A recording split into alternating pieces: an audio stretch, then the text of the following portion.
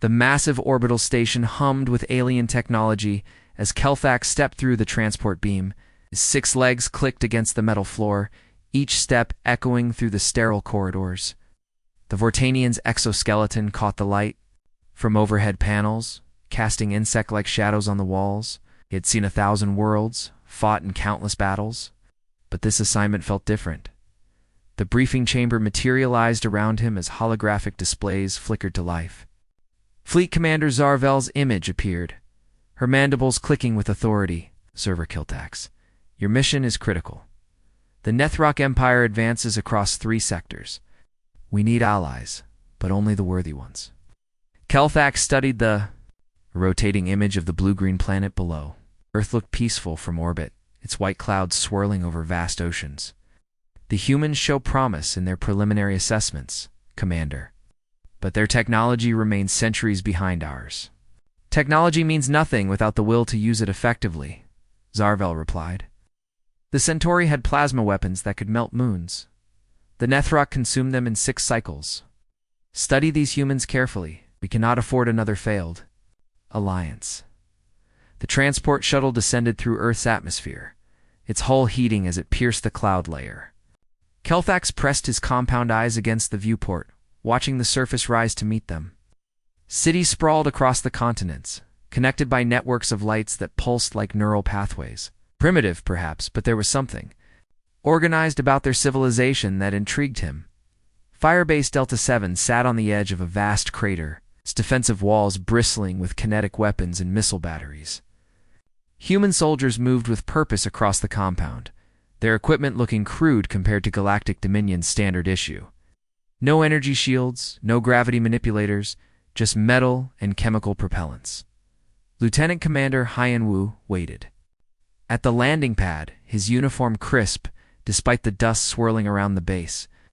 The human was smaller than Kelthax had expected, his frame compact but solid. Scars marked his hands and face, telling stories of battles fought and survived. "Welcome to Firebase Delta 7, Haiyan Wu said, his accent thick but understandable. "We are honored by your presence." Kelthax towered over the human, his height nearly doubling that of the soldier. "I am Observer Kelthax of the Vortanian military caste. The Dominion requires detailed assessment of your combat capabilities." "Of course," Haiyan Wu replied. "We have prepared quarters for you and your equipment. Our current operation should provide the data you seek." As they walked through the base, Kelthax noted the humans' curious behavior. Soldiers nodded respectfully to their officers, but showed no fear. They shared meals together, laughed at crude jokes, and displayed an odd camaraderie that seemed to transcend rank structure. "Your warriors lack proper discipline," Kelthax observed. "In Vortanian forces, subordinates maintain respectful distance from superiors."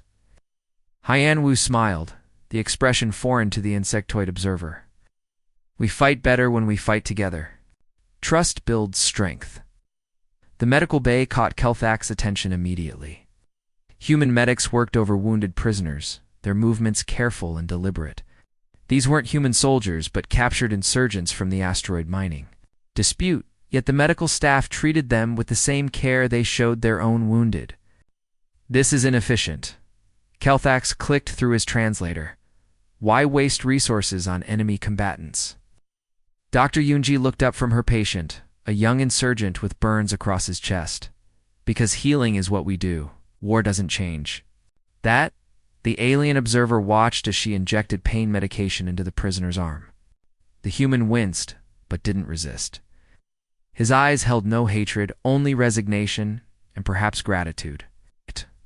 In Vortanian protocol, wounded enemies are interrogated then processed according to their intelligence value, Kelthax explained. "Your method yields no tactical advantage." "Maybe not," Dr. Yunji replied, "but it yields something else." Later that evening, Kelthax sat in his assigned quarters, reviewing the day's observations. The humans exhibited behaviors that defied military logic. They showed concern for enemy wounded, shared resources with civilians, and maintained emotional connections that should have weakened their combat effectiveness. Yet their battle records showed consistent victories against superior forces. The data made no sense. A soft knock interrupted his thoughts. Lieutenant Commander Haiyan Wu entered, carrying a tray of food. "Thought you might be hungry," the human said. "We don't know much about Vortanian dietary needs, but our chef prepared several options." Kelfax studied the offering. This was unnecessary. "My species can survive on nutrient paste for extended periods." "Just because you can doesn't mean you should," Hyan Wu replied. "Besides, sharing a meal builds understanding between allies." As they ate, Hyan Wu spoke of his family, his home, his hopes for peace. The human's words carried weight that surprised Keltax. These weren't just soldiers following orders, but individuals fighting for something greater than themselves. "Tomorrow we investigate the silent mining station," Hyan Wu explained. "It's dangerous work, but necessary." 47 civilians work? On Echo 4? We can't abandon them. "Even if retrieval costs exceed the strategic value of the station?" Kelthax asked. Hyan Wu met his compound gaze without flinching. "Especially then. That's what makes us human."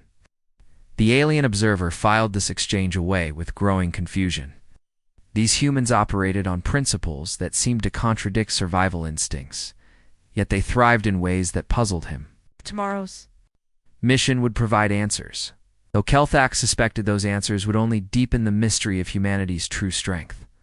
The hyperspace tunnel collapsed behind them as the Aegis emerged into normal space. Stars wheeled overhead while the mining station Echo 4 hung like a wounded beast against the asteroid field. Kelthax gripped his observation post as the ship's artificial gravity adjusted to local conditions. "Contact ahead," announced pilot Daehaeon, his fingers dancing across the control panel. The young human's face remained calm despite the obvious damage to their destination. "Echo 4 is showing multiple hull breaches. Its main power is down."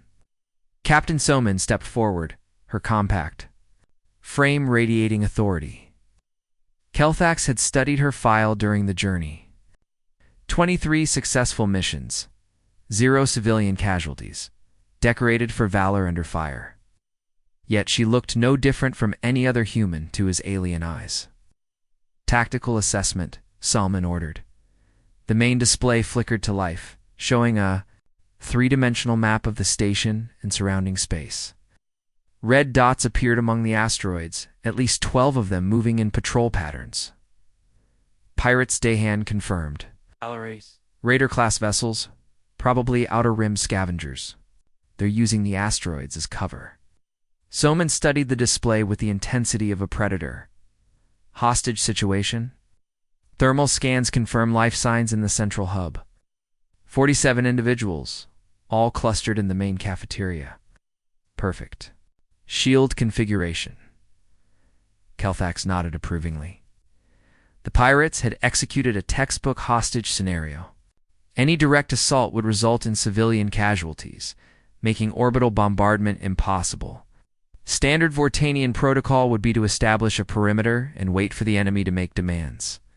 "Sir," Communications Officer Menesio spoke up, "we're receiving a transmission from the station." The view screen crackled to life, showing a scarred human face with cybernetic implants. "Federation vessel, this is Captain Razor of the Blood Tide crew. We have your precious miners. Stand down or watch them die." Samin's expression didn't change. "What are your demands?" "Simple. Turn around and leave. These rocks belong to us now. The miners can go free once we've stripped everything valuable from this station." "How long?" Soman asked. Razor's laugh was harsh. 3 days? Maybe 4? Depends on how much they cooperate." The transmission ended, leaving the bridge in tense silence. Kelthax expected the humans to begin calculating odds, requesting backup, or perhaps attempting negotiations. Instead, Soman turned to her crew. "Boarding teams Alpha and Beta, prep for insertion. We're going in." Captain Hyan Wu's voice carried concern. "The tactical situation is unfavorable. We're outnumbered 3-1. The logical choice is to wait for backup."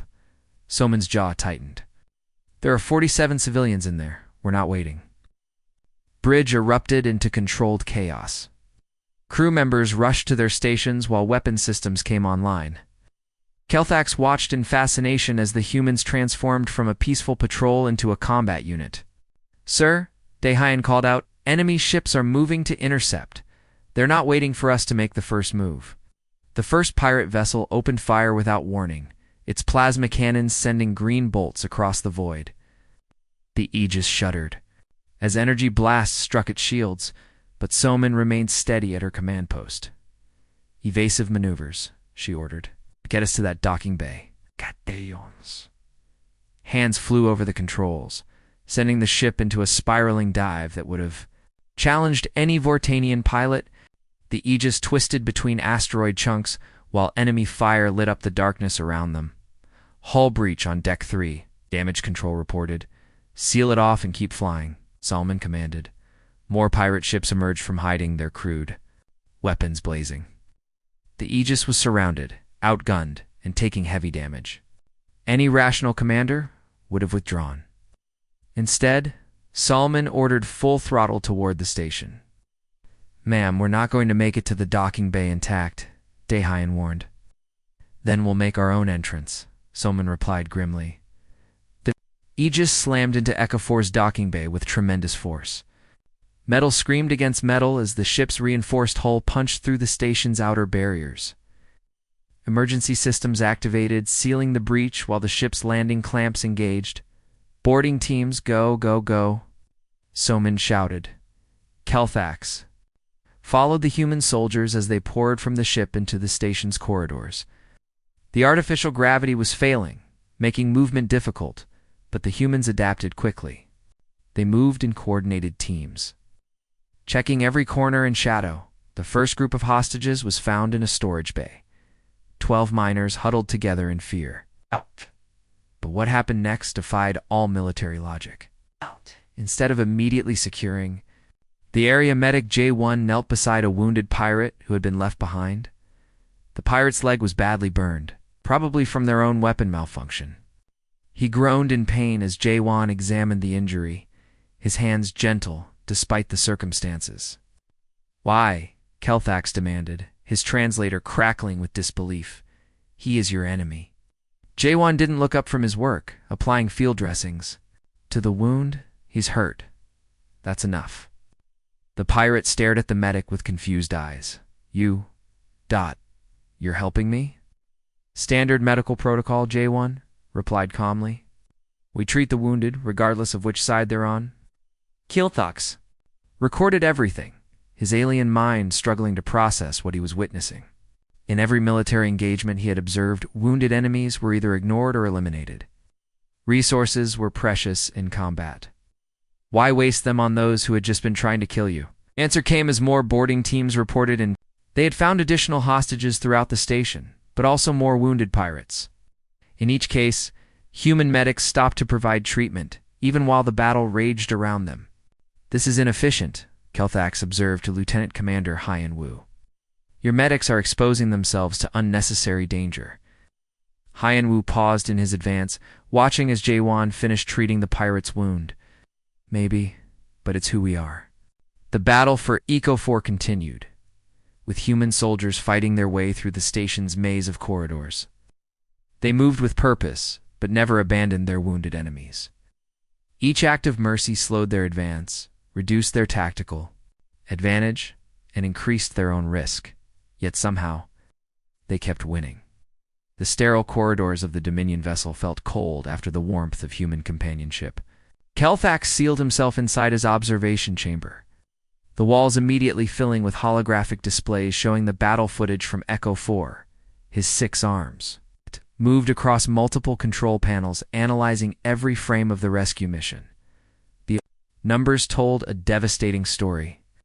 6 humans had died, saving 47 civilians and 3 wounded pirates. Among the fallen was pilot Daehan, barely 22 years old, who had stayed at his burning helm until the last hostage was safely aboard. The young human's final transmission echoed through the chamber. "Tell my mother I kept my promise. I brought everyone home."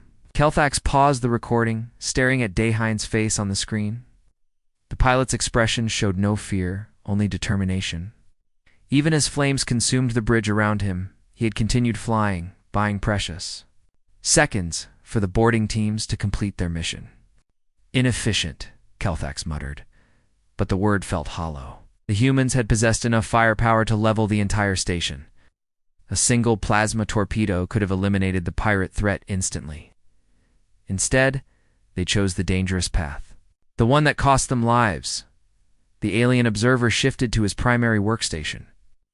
Accessing the human military database through quantum-encrypted channels, if he was going to understand this species, he needed to study their history, their methods.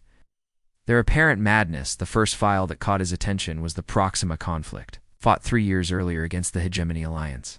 Commander Tahoe had been leading a fleet assault when enemy missiles targeted a civilian medical facility.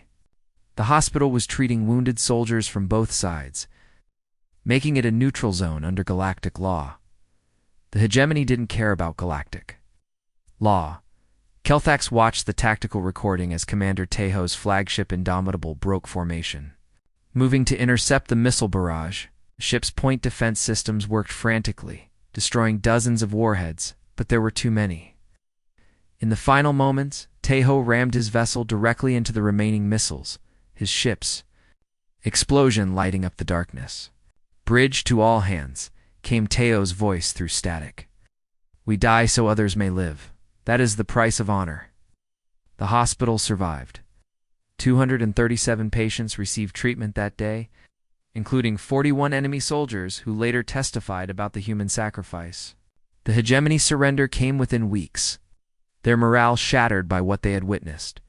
Another file opened automatically. The Titan Wars against the Centauri Republic.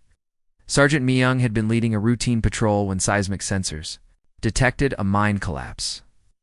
The facility was operated by enemy forces, but over 300 workers were trapped inside, including dozens of Centauri children. Standard military protocol was clear. Enemy infrastructure was not human responsibility. Yet Myung had requested permission to attempt a rescue. When permission was denied, she had gone anyway, taking only volunteers from her squad. The recording showed her team working frantically in the collapsing tunnels, their exosuits straining against falling debris. They had managed to save 263 miners before the final cavern. Myung's body was found 3 days later, her arms wrapped protectively around a Centauri child, no older than 6. "Why?" Kelthax whispered to the empty chamber. "Why choose death over survival?" The files kept coming, each one more puzzling than the last. During the Asteroid Belt War, Captain Jin-ho had shared his ship's life support with enemy prisoners, even though it meant rationing for his own crew. In the Vega Uprising, Lieutenant Sujin had used her body as a shield to protect enemy medics during a crossfire. Over and over, the same pattern emerged. Humans choosing the difficult path, sacrificing tactical advantage for principles that seemed to serve no evolutionary purpose. They fought as if something mattered more than victory, more than survival itself.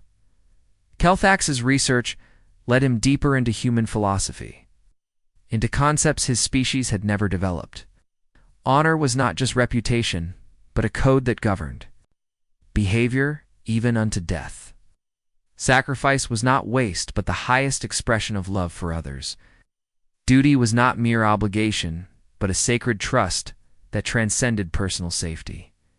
These were not mere words to humans. They were driving forces that overrode basic survival instincts, that transformed ordinary beings into something approaching the divine. They fight as if something matters more than victory. Kelthax murmured to himself, a translation barely capturing his growing understanding. His compound eyes focused on a particular recording from the Battle of New Singapore. A human medic, named Dr. Kung Su, had continued treating wounded enemies, even as enemy artillery targeted the field hospital. When asked why he didn't seek shelter, his response was simple. "They trust me to heal them. I won't betray that trust." The artillery strike had killed Dr. Kung Su and 12 patients. But his actions had so moved the enemy commander that she had immediately ordered a ceasefire, leading to peace negotiations that saved thousands of lives. Kelthax was beginning to understand that human warfare is not about destroying enemies, but about proving that some things were worth dying for. Their mercy was not weakness, but strength. Their compassion not foolishness, but wisdom. As he studied, an emergency alert flashed across his screens. The red warning symbols of the Galactic Defense Network pulsed urgently, accompanied by an automated message in 17 languages. Nethrok invasion force detected. Outer system breach confirmed. All vessels report to emergency stations. Clefsal's mandibles clicked nervously as he accessed the sensor data. 23 bioships had emerged. From hyperspace near Jupiter, their organic hulls pulsing with malevolent life. The Netherrack Empire had found Earth. They were coming for the humans. The war had arrived, and Kelthax would finally see if human compassion could survive against an enemy that showed none. The first bioship struck Earth's atmosphere like a living meteor. Its organic hull glowing red-hot as it descended toward Firebase Delta 7. Kelthax watched from the observation. Gak as more followed. Their twisted forms resembling giant insects with pulsing veins of bioluminescent fluid running along their sides. All hands to battle stations. Captain Soman's voice echoed through the base's communication system. This is not a drill.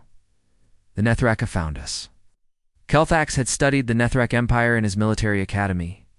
They were a hive mind species that consumed entire worlds, leaving nothing but barren rock in their wake. Their warriors were bred for one purpose: to kill and devour everything that lived.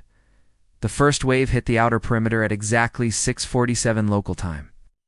Nethrok shock troops poured from their bioships like living nightmares, their chitinous exoskeletons gleaming with acidic secretions. Each warrior stood 8 feet tall, with razor-sharp claws and mandibles designed to tear through armor and flesh. Defensive positions. Lieutenant Commander Hyanwu shouted, his voice carrying across the compound. Human soldiers rushed to their assigned stations, their weapons looking pitifully small against the alien horde. Kelthax activated his personal force field and joined the defense. His military training taking over? Around him, Vortanian observers did the same, following standard doctrine. When the enemy proved too numerous, they would fall back to secondary positions, preserving their forces for a coordinated counterattack. But the humans didn't fall back. Outer wall exploded as a Nethrrak biomine detonated, sending chunks of concrete flying through the air. Through the breach poured dozens of alien warriors, their claws clicking against the ground as they advanced. Human soldiers met them with kinetic weapons and pure determination. Private Sungmin couldn't have been older than 19.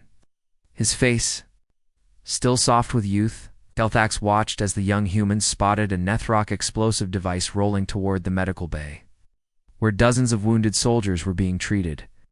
Without hesitation, Sungmin dove onto the biomine, his body absorbing the blast. The explosion tore through the young soldier, but the medical bay remained intact.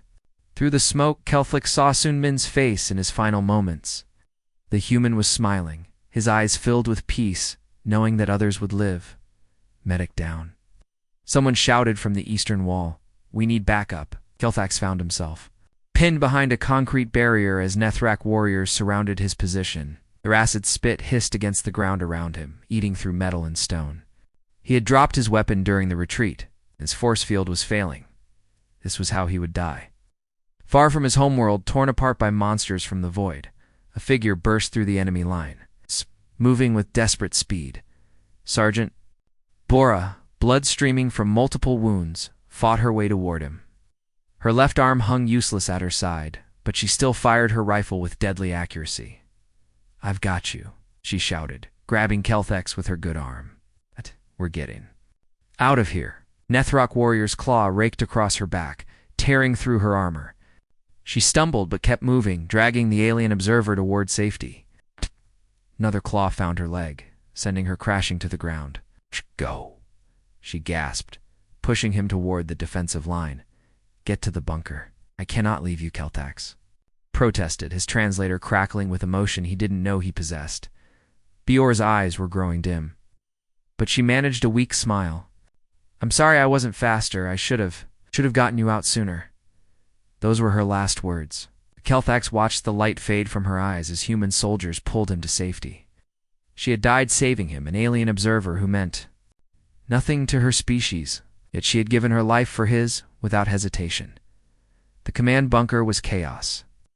Captain Soman stood at the tactical display, coordinating the defense while explosions rocked the base above.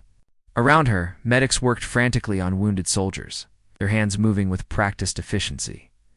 In one corner, Medic J1 knelt beside a captured Nethrak warrior. The alien's bioarmor was cracked, green blood seeping from multiple wounds. Should have been left to die. But J1 carefully applied field dressings to its injuries. The Nethrak warrior lashed out with a clawed hand. Its pain-induced madness, making it dangerous. Instead of backing away, J1 simply caught the alien's claw and held it gently, speaking in soothing tones despite the language barrier. "Easy now," the medic whispered. "You're safe. No one's going to hurt you." Slowly, the sedatives took effect, and the Nethrak warrior's struggles ceased. Its compound eyes stared at J1 with something approaching confusion. In its hive-mind existence, it had never experienced individual kindness. "Why?" Kelthax gasped, his translator crackling with static from the electromagnetic interference. "Why do you fight like this? Why save your enemies? Why die for strangers?" "Captain." Soman looked at him, her face streaked with smoke and blood. Her uniform was torn, her left shoulder bandaged, but her eyes remained clear and determined. "'Cause someone has to," she said simply. "If we don't stand for something, then what's the point of surviving?" The revelation hit Kelthax like a physical blow. All this time he had been analyzing human tactics, studying their technology, measuring their combat effectiveness, but he had missed the most important factor, their purpose. The humans weren't fighting for territory or resources, or even survival. They were fighting for the idea that some things were worth preserving, even at the cost of everything else. They fought for the belief that life had value, that dignity mattered, that hope was worth dying for. As the battle raged around them, Kelthax finally understood. The humans' greatest weakness was also their greatest strength. They cared too much to ever truly lose. Their compassion wasn't a tactical disadvantage, but a weapon more powerful than any technology. The Nethrak could consume worlds, but they couldn't consume the human spirit. They could kill bodies, but they couldn't kill the ideas that drove humans to sacrifice everything for others. In that moment, watching humans fight and die for principles they couldn't even define, Kelthax knew that his people had found their perfect allies. Not because humans were strong, but because they were willing to be weak for the right reasons. The war was far from over. But the outcome was no longer in doubt. You couldn't defeat an enemy that considered victory secondary to doing what? This was right. The great council chamber of the Galactic Dominion stretched for miles in every direction, its crystalline walls reflecting the light of 1,000 stars. Representatives from dozens of species filled the amphitheater, their various forms creating a living tapestry of galactic civilization. Kelthax stood at the center podium, his report datapad glowing in his 6-fingered hands. 3 months had passed since the battle at Firebase Delta 7. 3 months of analysis, reflection, and soul-searching that had fundamentally changed how he viewed the universe. The scars on his exoskeleton had healed, but the memories remained as fresh as the day they were burned into his mind. "Honorable Council," Kelthax began, his voice carrying across the vast chamber. "I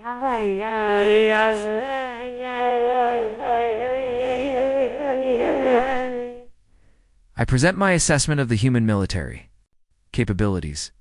Fleet Admiral Zorkith, a towering crystalline whose body refracted light into rainbow patterns, leaned forward in his hovering throne. Proceed, observer. The council awaits your findings."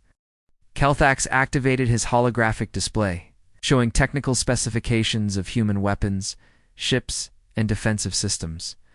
Their technology is primitive by our standards. Chemical propulsion, kinetic projectiles, nuclear fusion reactors that would be considered obsolete by most member species. Murmurs of disappointment rippled through the chamber. The aquatic representatives from Kepler for 4 to B bubbled their disapproval while the silicon-based entities from the Vega system clicked their crystalline bodies in dismissal. "Their tactics are unorthodox," Kelthax continued, often ignoring established military doctrine. "Their strategic thinking is flawed by emotional considerations that compromise battlefield efficiency." Council member Tessara, a serpentine being whose scales shimmered with bioluminescent patterns, spoke up. "Then why have we wasted time on this primitive species? Surely they pose no threat to the Nethrak Empire." The council nodded in agreement. preparing to classify humanity as a minor civilization of no strategic value. Kelthax had expected this reaction, but he had also prepared for it. However, he said, his voice cutting through the dismissive chatter, I recommend immediate alliance and full military support. The chamber erupted in surprise, chittering, clicking, and various alien expressions of shock. Species that had remained silent for centuries suddenly found their voices, demanding explanations in a dozen different languages. Fleet. Admiral Zorkith raised a crystalline appendage for silence. Explain this contradiction, observer. Your assessment suggests the humans are militarily insignificant, yet you recommend alliance. This makes no logical sense. Kelthax activated his combat recordings, and the chamber's walls came alive with images from Echo 4 and Firebase Delta 7. The assembled representatives watched in silence as human soldiers fought and died with a ferocity that defied their primitive technology. I have observed something unprecedented in galactic history, Kelthax began, his voice heavy with the weight of revelation. A species that fights not for conquest or survival, but for principles that transcend individual existence. The recording showed Private Sungman throwing himself onto the Nethrok explosive device, his young face serene even in death. Gasps echoed through the chamber as alien minds struggled to comprehend such sacrifice. They will charge into certain death to save a single enemy medic, Kelthax continued.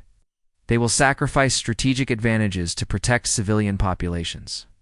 They will share their last rations with captured foes who were trying to kill them moments before. More recordings played, Sergeant Biora dragging Kelthax to safety, Medic J1 treating wounded Nethrok warriors, Captain Soman coordinating the defense while medics worked on friend and foe alike. Honored Council, Kelthax said, his compound eyes reflecting the light of the recordings. We have spent millennia perfecting the art of war. We calculate odds, minimize losses, maximize gains. We fight with logic, with reason, with cold efficiency. He paused, letting the weight of his words settle over the chamber. But humans have weaponized compassion. They have turned mercy into a force multiplier more powerful than any technology we possess. The chamber fell silent. Even the background hum of life support systems seemed muted by the gravity of his statement. Consider this, Kelthax continued. Their enemies face not just soldiers, but beings willing to die for strangers.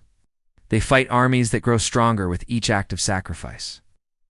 How do you defeat an enemy that considers the preservation of enemy life, a tactical objective? Council member Vexen, a machine intelligence from the Andromeda Collective, process this information with visible LED patterns. Your data suggests this behavior should weaken their combat effectiveness.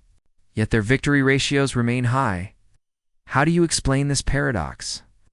Kelthax smiled, an expression he had learned from humans. Because their mercy inspires others to fight harder. Their compassion turns enemies into allies. Their sacrifice makes them legends that live on in the hearts of those they saved. He gestured to the recordings still playing on the chamber walls. The Nethrok Empire conquers through fear. They cannot comprehend an enemy that fears nothing more than failing to protect others. This is humanity's true weapon, not their ships or bombs, but their absolute refusal to abandon hope. The silence stretched for long moments as the council processed this information. Finally, Fleet Admiral Zorkith spoke. You are requesting we ally with a species based on ... emotional considerations. I am requesting we ally with a species that has discovered something we never knew existed, Kelthax replied. They have learned that the measure of a warrior is not in what they are willing to destroy, but in what they are willing to preserve. He straightened, his decision crystallizing in his mind. I request permanent assignment as liaison to the human military. What I witnessed there will haunt me for the rest of my cycles. But it has also shown me something I never believed possible, that there is a way to fight that makes the universe better, not worse. The vote was unanimous. Every species, every representative, every member of the Galactic Dominion Council agreed to immediate alliance with humanity.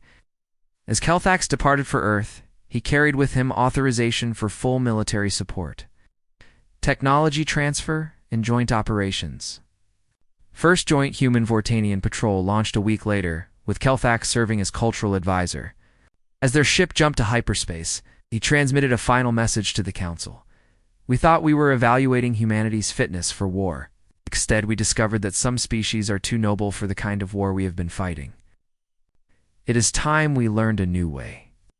In the depths of space, the war against the Nethrok Empire continued. But now, for the first time in galactic history, mercy and compassion flew alongside quantum torpedoes and plasma cannons. Human medics treated alien wounded. While Vortanian technology enhanced human courage, the universe would never be the same.